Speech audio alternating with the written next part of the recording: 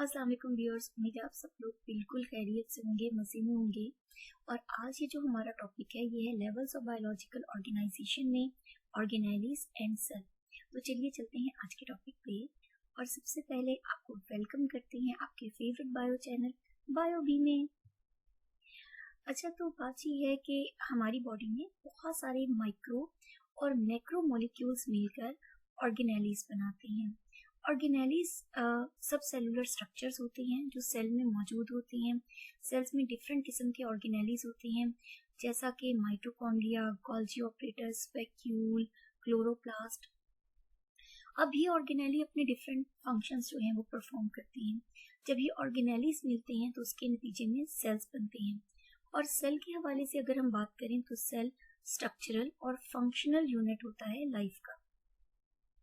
अगर हम ऑर्गेनेलिस को देखें तो ऑर्गेनेलिस की डेफिनेशन बनती है कि ये सब सेलुलर स्ट्रक्चर्स होते हैं। एक सेल के अंदर डिफरेंट किस्म के ऑर्गेनेलिस हो सकते हैं, जैसा कि गोल्जी ऑपरेटस, जैसा कि लाइसोसोम, जैसा कि माइटोकॉन्ड्रिया, जैसा कि राइबोसोम, जैसा कि chloroplast and etcetera. Her organelle अपने काम के लिए स्पेशलाइज्ड होता है। अगर हम गोल्जी ऑपरेटस को देखें तो वो सिक्रीशन का काम कर रहा होता है। अगर हम लाइसोसोम को देखें तो ये फैगोसाइटोसिस में इन्वॉल्व होता है।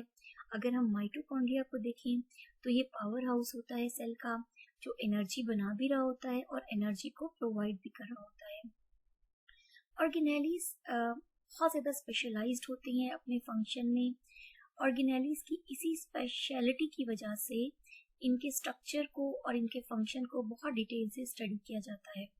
माना जाता है कि एक सेल जब कोई काम करता है तो उसके पीछे कमाल उसके ऑर्गेनेलिस का होता है।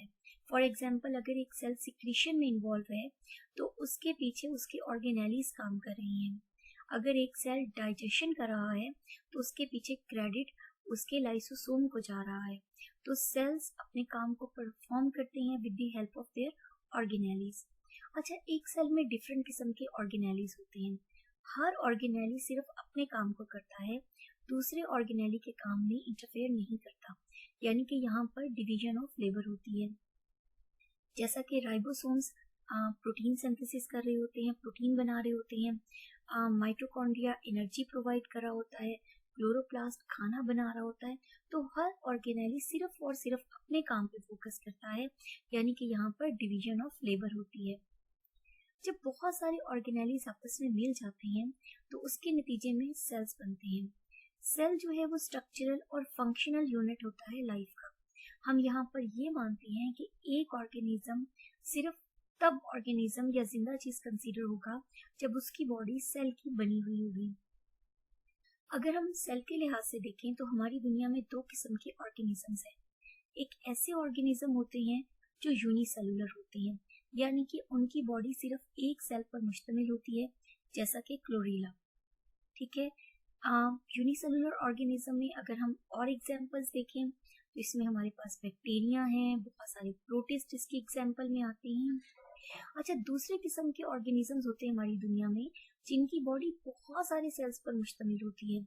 इस तरह के ऑर्गेनिजम्स को हम मल्टी सेलुलर ऑर्गेनिजम्स कहते हैं, जिसकी मिसाल है फंजाई, प्लांट्स, एनिमल्स और इवन इंसान। अगर हम सेल्स को देखें तो सेल्स न्यूक्लियस के लिहाज से दो किस्म के होती हैं। एक होते हैं प्रोकैरियोटिक सेल्स और एक होती हैं यूकैरियोटिक सेल्स। प्रोकैरियोटिक सेल्स ऐसे सेल्स होती हैं जिनके पास न्यूक्लियस नहीं होता। प्रोकैरियोटिक का लफ्ज दो हिस्सों पर मुश्तमिल है।